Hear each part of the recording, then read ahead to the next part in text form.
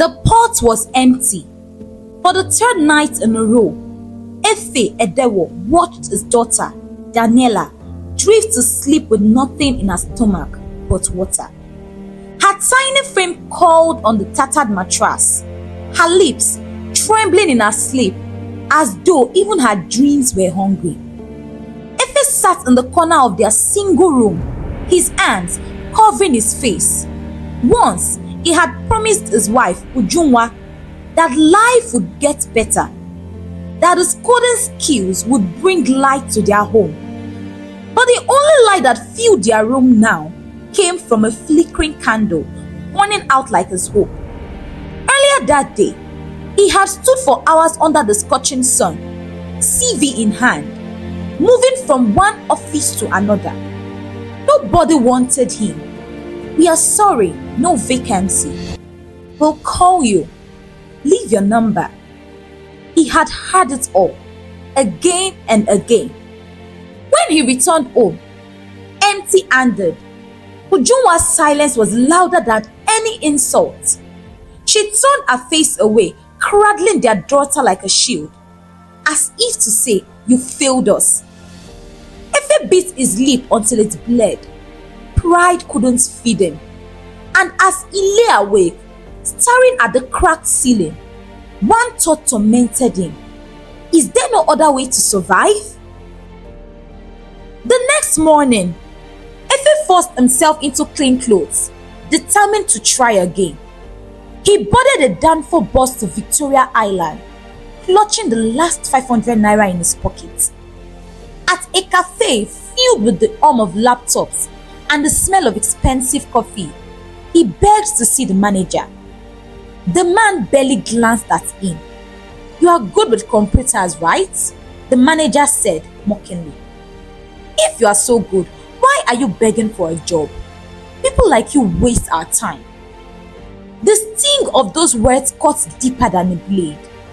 Customers turned to look at him, their eyes heavy with pity. Efe muttered an apology and hurried out. On his way home, his daughter's sandal snapped. She cried, embarrassed as they walked barefoot through the dusty road. Efe wanted to vanish into the ground. He remembered when he used to be the man neighbors admired, the boy who coded websites for fun. Now he was nothing but a shadow. That night, hunger struck again. Daniela sobbed, "Daddy, why don't we eat like other children?" Her words shattered him. He left the room and wept outside, his fist pounding the earth. For the third time, he wondered if honesty was truly worth all the pain. Morning had barely broken when a thunderous knock rattled Efe's door. "Efe, open this door before I break it down!" It was the landlord, his voice sharp enough to slice through walls. Efe scrambled to the door, his heart pounding. He opened it to see the stout man standing there with two thoughts. 2 months! 2 months! You've been promising me!" The landlord backed, jabbing a finger into Efe's chest. "If I don't see my money by Friday, you and your crying wife will pack out of my house. I don't care where you go." The neighbors gathered, whispering and smirking, as Ujunwa stood inside, clutching Daniela tightly. The child began to cry, terrified by the shouting. "Please, sir, just one more week." Efe tried to plead. "Shut up!" The landlord roared, shoving him back. "You think pity pays bills? Fool!" He spat on the ground, then turned to leave with his boys. "Friday, or sleep outside." As the crowd dispersed, Efe felt the weight of humiliation crush him. His family looked at him not with anger, but with despair, and somehow that hurt more. By afternoon, he dressed in his best faded shirt and walked into town, determined to beg for a cleaner's job at a bar. Inside the dimly lit lounge, he nervously approached the manager, but was waved up like trash. "We are not hiring beggars," the man sneered. Defeated, Efe sat at a corner stool, staring at the wooden counter, his stomach twisting with hunger. That was when a familiar laugh echoed across the room. "Efe? No way!" He turned and froze. It was Obos, his old university friend, swaggering in with a gold chain glinting on his chest. Efe managed a weak smile. "Obos? It's been years." Obos clapped him on the back. "You look different." His eyes scanned Efe's wrinkled shirt and tired face. "Come on, sit. Let's talk." They shared a drink, Efe barely sipping, too ashamed to admit he couldn't afford even water. Obo, sensing his struggle, leaned closer. "Life's been hard, eh? Don't worry. I have a way out. Come to my place tonight. Let's catch up. I will show you what real money looks like." Efe hesitated, but Obo's confident grin was irresistible. For the first time in weeks, someone was offering him hope. And so, with shaking hands, he nodded. "All right, I will come." Little did he know that nod was the beginning of his greatest undoing. The night air in Lagos was thick with music and chatter as Obos leaned back on the bar stool, grinning like a man who had conquered the world. Efe studied him quietly, still stunned by the transformation. This was not the same scrappy student he remembered. Obo's wrist glittered with a heavy watch. His phone never stopped buzzing, and even the bartender addressed him with respect. Efe couldn't hide his curiosity. "Obos, you've changed. You look established." Obos laughed, a deep, satisfied sound. "My brother, life is too short to suffer. We thank God." He slapped Efe's shoulder warmly. "But enough of this talk. How's your wife? Ujunwa, right? You're still with her?" Efe nodded, his throat tight. "Yes, she's holding on."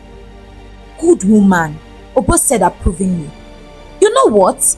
Bring her along this weekend. Come and see my house. My wife too will be glad to meet her. We'll eat, drink, and talk like the old days."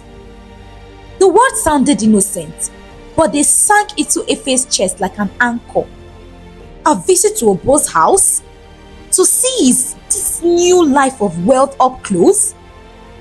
A part of him hesitated, ashamed of his threadbare clothes, his wife's weary face. Yet, another part longed for it, desperate to remember what hope looked like.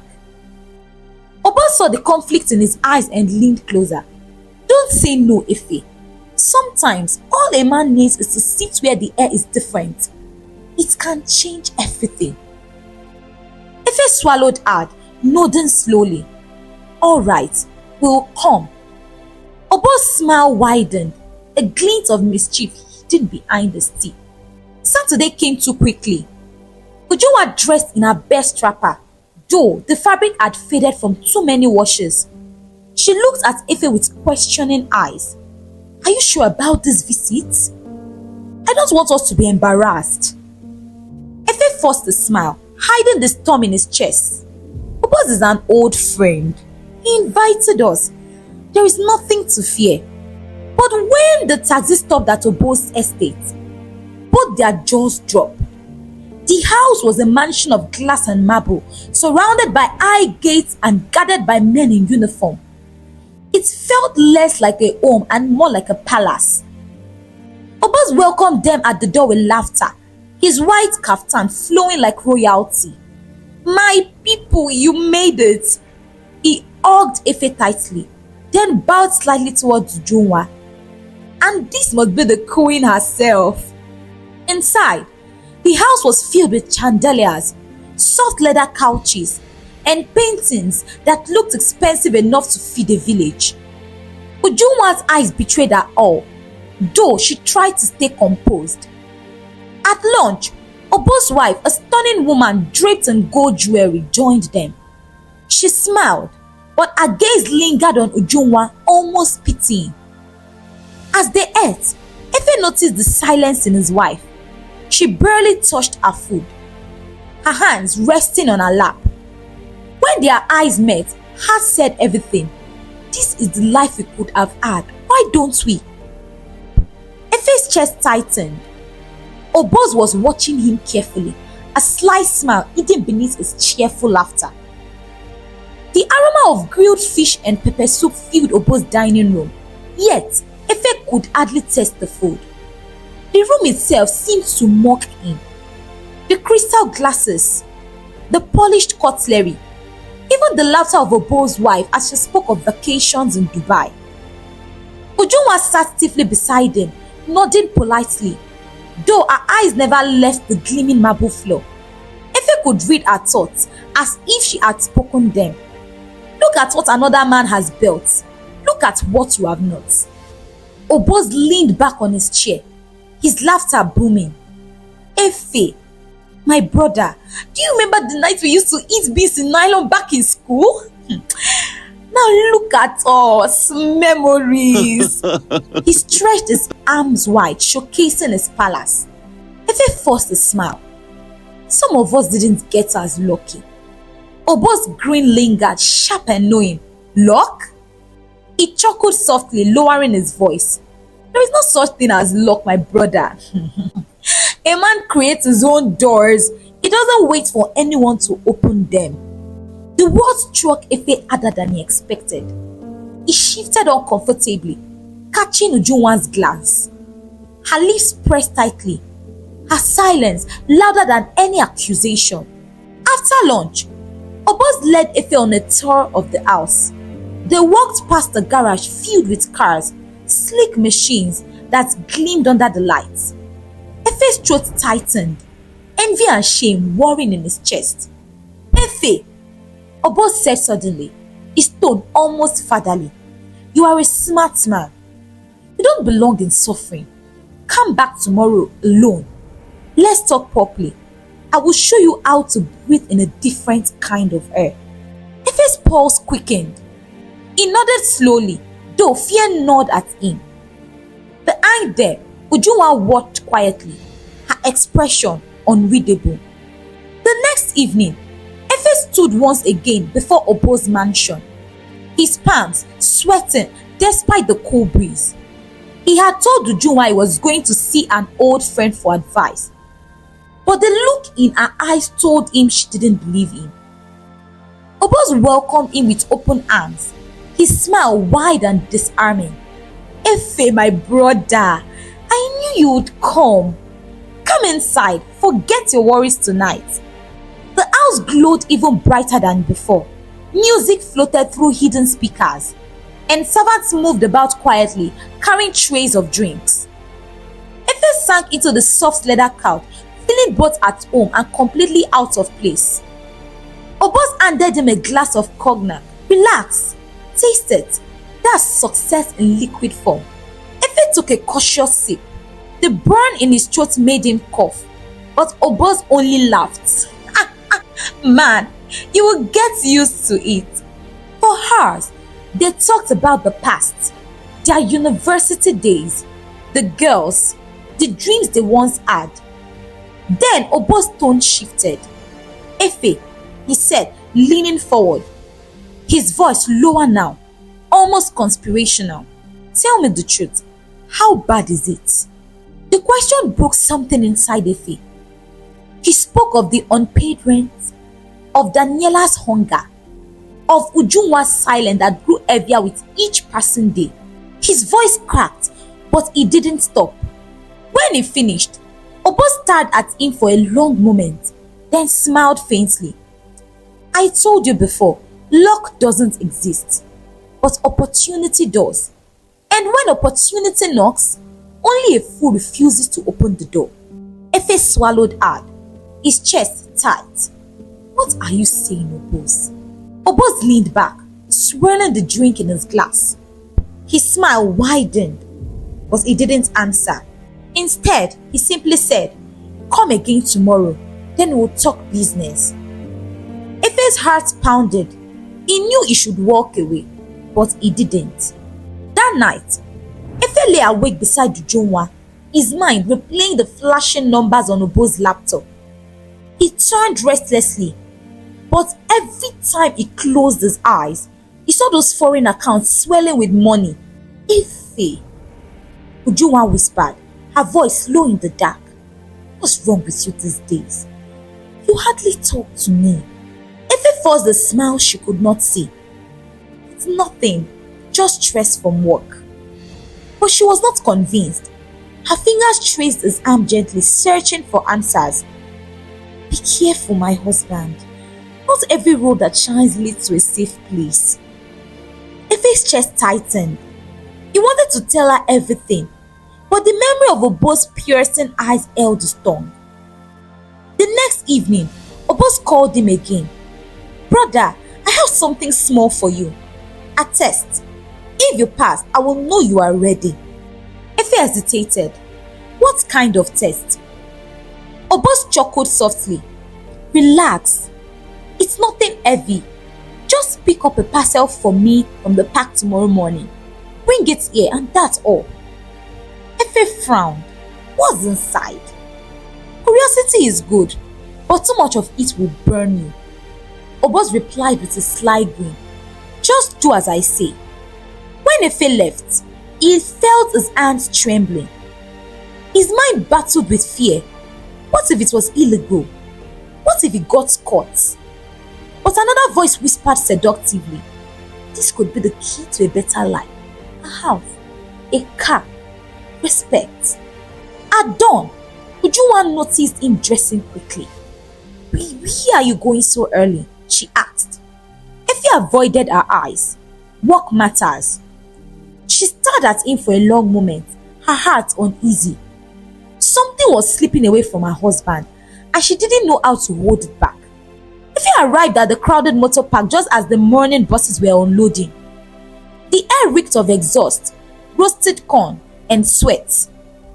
Hawkers pushed trays into his face, shouting prices. His eyes scanned the chaos nervously, searching for the contact Obos had described. A tall man in a faded cap approached him. You're Efe? The man asked, his voice rough. Efe nodded cautiously. The man handed him a brown leather bag, surprisingly heavy. No time for questions. Delivered this to Obos. He turned quickly and disappeared into the crowd before Efe could say another word. Efe's palm began to sweat as he clutched the bag. Every step felt like a spotlight was on him. At one point, two policemen strolled past, and Efe's heart nearly stopped. He imagined them stopping him, demanding to see inside. When he reached Obo's mansion, his host welcomed him with a wide smile. Well done, my brother. You did well. Efe placed the bag on the table, unable to hold back his anxiety. What's in it? Obos chuckled, tapping the bag lightly. That's not for you to worry about. What matters is that you did it, and you did not ask too many questions. Obos leaned further, his tone shifting to something darker. Trust is everything in this world. Today, you showed me I can trust you. From now, bigger doors will open for you. Efe forced a nod, but his chest was tight. As Obos poured him a drink, Efe's eyes stayed to the bag. Was it money? Weapons? Drugs? He couldn't tell. But he knew one thing. He had stepped onto a road that had no turning back. And at home, Ujunwa waited, sensing danger, praying silently that her husband would not be swallowed by the very wealth he chased. When Efe returned the parcel, Obo's mood shifted. He clapped his hands, and one of his boys wheeled in a brand new motorcycle gleaming under the light. This is for you, Obo said, tossing Efe the keys. Efe froze. Me? But I didn't do much. Obo's laughter boomed through the room. You did enough. He In this world, loyalty is worth more than gold. Use it to move around, or even better, to make some side money. A man must ride like a king. If he touched the handles, his heart racing. No one had ever given him such a gift. At that moment, he felt respected, seen, and important. That night, when he rode home, Ujunwa's eyes widened. Ife, where did you get this? He grinned nervously. Obos gave it to me, just for helping him. But Ujunwa's smile didn't last. Her eyes clouded. Men don't give gifts for nothing. Be careful. Ife dismissed her worries, but in his chest, doubts lingered. The gift was beautiful, yet heavy with invisible chains. Obos soon invited Ife and Ujunwa to his house for dinner. The mansion glowed like a palace, guarded by armed men at every corner. Ujunwa clutched Ife's hand tightly as they entered. Inside, the dining table was filled with exotic meals, grilled fish, steaming rice, imported wine. Obo's wife, a tall, elegant woman named Amara, welcomed them warmly. "Feel at home," she said, a smile hiding something unreadable. As they ate, Obos watched Ife closely. "You've shown me you can handle pressure. Bigger things await." Ife forced a laugh, but Ujunwa's spoon clinked nervously against her plate.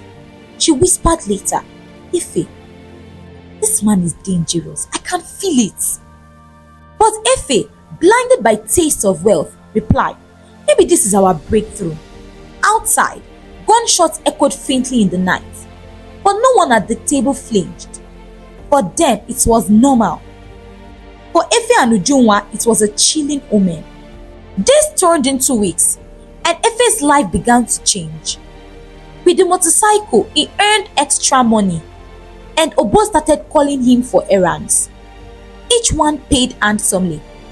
Yet, with each errand, strange whispers followed.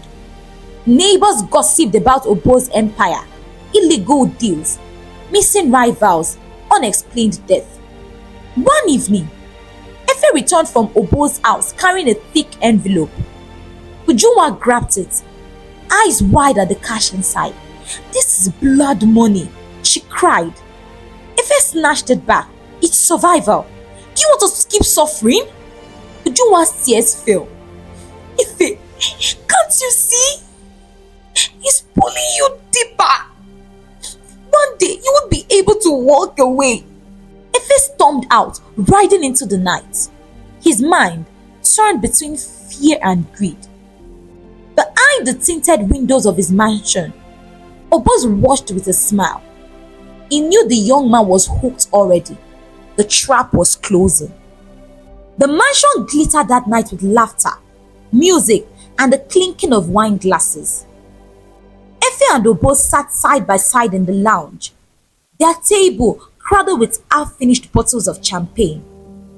The two men looked like brothers, but beneath their smiles lay unspoken tension. "You've done well, Ife," Obos said, swirling his glass. His eyes, however, lingered too long on the diamond watch Ife wore. A watch Obos himself had once dreamed of buying. "When I first met you, you were running from your landlord. Now look at you.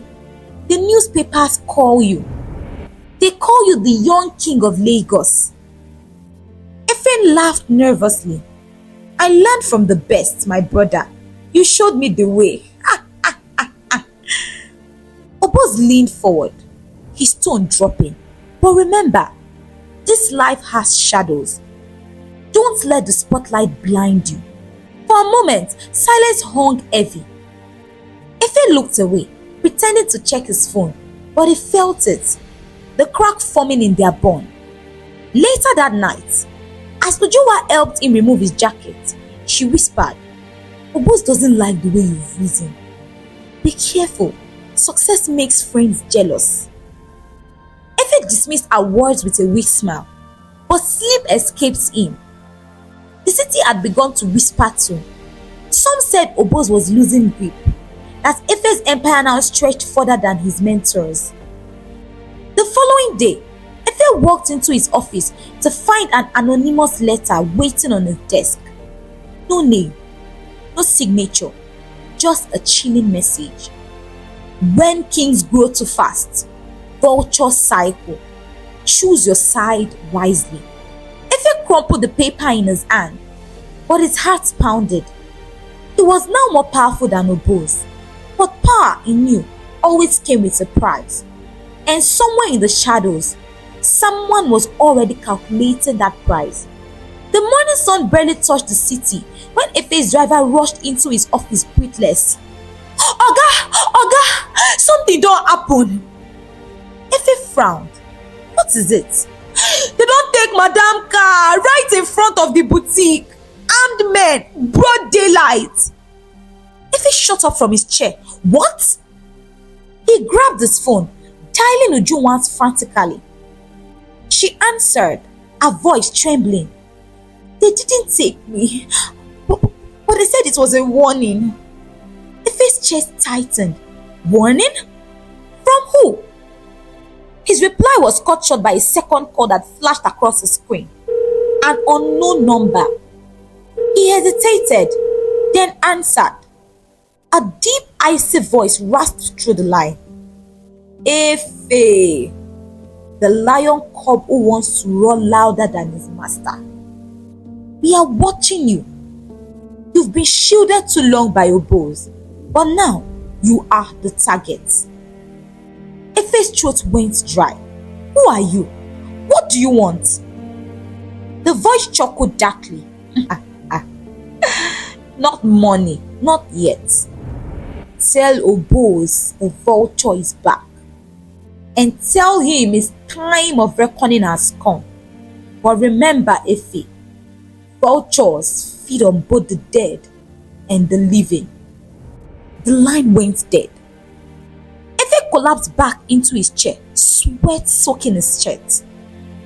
Oboz had mentioned enemies before, but never with this intensity. That evening, he drove straight to Oboz's mansion. Brother, I got a call today. Efe confessed, his voice shaking. They mentioned the name Vulture. Oboz froze. His glass slipped from his hand and shattered on the floor.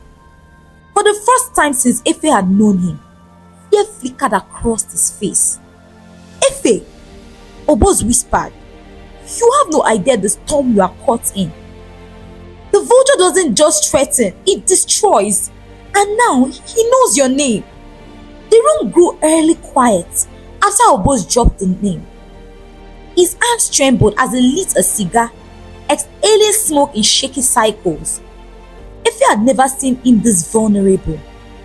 Oboz, Efe pressed. What's going on? Who is this vulture? Oboz leaned back, his eyes distant as though dragged into a memory he wished to bury. Years ago, before I had wealth, before I had my empire, I worked for him. The vulture, he was the devil in flesh. I ran his dirty jobs, smuggling, extortion, even killings. But one day I betrayed him. Efe's heart skipped. You betrayed him? I had no choice. Oboz replied, voice heavy. He cheated me, used me like a dog. So I struck back. I stole millions, took some of his men and built what you see today. The vulture swore he would carve my heart out one day. I thought he was gone, dead even. But if he's calling you, then he's been watching us both. If he swallowed hard, now he wants revenge on you and me. Oboz slammed his fist on the table.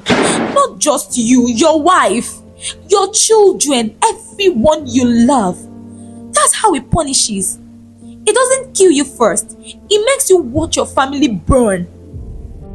Efe's stomach twisted. He thought of Ujunwa, of their little girl, of the life they had built. So what do we do? Oboz's eyes narrowed, a dangerous fire returning. We fight. We don't bow to vultures. If we want war, then war he will get. But Efe, He leaned closer, his tone grave. This battle will cost blood, and you must decide now if you are ready to pay the price.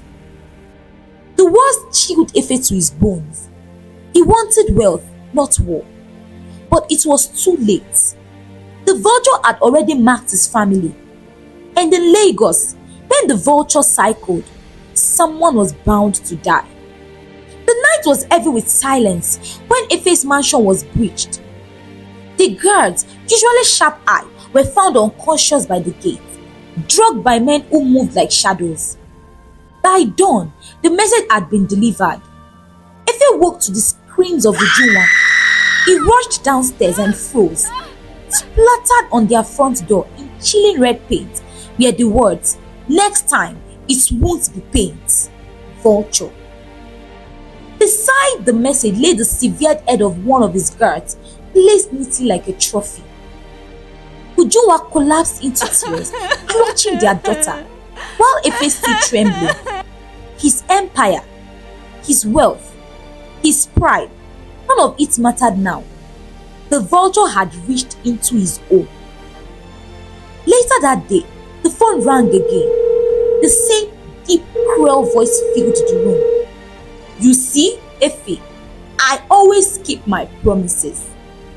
Next time, it will be your little princess. Unless..." The man's voice dipped. The man's voice dripped with poison. "You help me get to Boz. Betray him, and your family leaves. Stay loyal, and I will wipe them from the earth before your eyes." Efe gripped the phone tightly, his knuckles white. "Please, leave my family out of this. You want to boast? Take him." But the voice interrupted, laughing. "Good. You understand quickly. You will call him. Invite him to a meeting. We will do the rest. Fail me, and the child dies first." The line went dead. That evening, Efe sat in his study, drowning in whiskey. Ujunwa entered, her face streaked with tears. Efe, what are we going to do? We can't fight these people." He looked at her, broken. "We have to choose between my brother and my blood." And for the first time, Efe realized there was no victory in this game, only loss. Efe couldn't eat. He couldn't sleep. The vulture's words looped in his head like a curse. Every time his daughter laughed, he heard it as a countdown to her death. Every time Ujunwa touched his shoulder, he felt the weight of a choice pressing in his soul. He sat at the dining table one evening, untouched food before him. Ujunwa watched, her face pale. "Efe," she whispered, "I know what you are thinking. But Obos is dangerous. If the vulture wants him, maybe it's the only way." Efe's eyes burned. "Obos saved me, Ujunwa. He took me in when I was nothing. He made me who I am. And now look where that loyalty has brought you." She snapped, tears spilling. "Dead guards, threats on our child. You owe your family more than you owe him." Efe slammed his fist on the table, the plates rattling. "Don't make me choose," he shouted, his voice cracking. That night, he called Obos. His voice trembled as he spoke. "Brother, I need you. There is something serious. Can we meet tomorrow? Alone?" Obos, ever trusting, chuckled softly. "Efe, you sound worried. Don't fear, I will come. I will come for you always." When the call ended, Efe sat in darkness, trembling. His phone buzzed immediately. Another message from the vulture. "Good boy. Tomorrow, bring him to the old warehouse. Your daughter's life depends on it." Efe dropped the phone, burying his face in his hands. At that moment, he wasn't sure which was worse, the fear of losing his child or the guilt of what he was about to do to the man who once called him brother. And in the shadow of Lagos, the vulture sharpened his claws, waiting for blood. If it were you, will you betray your best friend and hand him over? The old warehouse smelled of oil and old metal. A place where rain whispering through holes in the roof sounded like distant footsteps. Efe's hand shook as he waited by the rusted pillar, his breath loud in his ears. He told himself 1,000 times this was the only way. Still, his chest felt as if someone had pressed a hard stone against it. "Obos?" he called when he heard footsteps. The sound of his friend's boot was steady, familiar. Obo's silhouette stepped into the gloom, face softening when he saw Efe. "You called?" Obo said, smiling in the half light. The smile was tired but warm. "Brother, you look as pale as a ghost. What's wrong?" Efe swallowed and lied, his voice thin. "I wanted to talk. Just us. I need your counsel." Obos crossed the floor and put a hand on Efe's shoulder. "Always. Sit. Tell me what weighs on you." They sat on a crate, the air between them thick and electric. For a flicker of second, Efe saw the man who had once given him food and a door when the world closed. He thought of Daniela's small face, of the vulture's voice snacking through his calls. He thought of the severed head at his gate and the painted warning on his door. Then the warehouse filled with shadow and movement. Men emerged from behind crates, guns raised. The vulture's voice cut through the metallic air, cold and satisfied. "So this is the faithful friend. How touching." Obos froze instantly, eyes scanning, bravery replacing confusion. He stepped between Efe and the men, palms wide. "If you want blood, take mine. Don't touch him." His voice was calm, iron strong.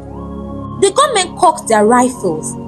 In a sudden move, Obo stepped forward, placing himself in front of Efe. His chest heaved. "If blood must flow tonight, let it be mine. Spare him. He is my brother." The shots rang out. Bullets ripped into his body. One after another, Obo staggered but refused to fall at once. His eyes locked on Efe. Blood trickled from his lips as he whispered, "Brother, why?" The first shot erupted, short, vicious. Obo's body jerked, a crimson bloom opening on his chest. He stumbled with a sound like a breaking tree, but his hand still reached for Efe as if to steady him. Tears leaked from Obo's eyes and rolled down the dusty cheek of the man who had called Efe brother. Efe stepped back as bullets tore at Obo's again. He watched the life drain from the man who had lifted him. Those betrayed eyes burned into Efe, trust crushed into ash. Around them, the gunmen laughed softly, businesslike. The vulture whispered in Efe's ear, satisfaction crawling like ice. "You showed your worth." When the echoes ended, the warehouse was full of ringing silence and the iron scent of blood. Obos lay still, the light catching the wetness on his cheek like a pearl of grief. Efe's legs folded and he dropped to the floor beside the body. The sound that tore from him was not a cry of sorrow alone. It was the raw anger of a man who had traded his soul for a heartbeat of safety. The news of Obo's sudden death exploded across the city before dawn. Headlines screamed betrayal. Reporters gathered outside the court, cameras flashing, microphones pointing, demanding answers. Efe betrayed his brother. One article read, "Best friend turned Judas." Another blurred. By the time Efe was arrested, the world already judged him guilty. The country overflowed with journalists, activists, and curious faces. His story became international news. Efe sat in the dock, his face hollow, his eyes swollen from sleepless nights. Every whisper felt like a knife. Traitor, murderer, Judas. The judge raised his gavel. This case is unlike any other. The accused stands charged with orchestrating the death of Obos, but he cannot be tried for murder, since the victim is already listed among the dead once before in earlier records. The room buzzed.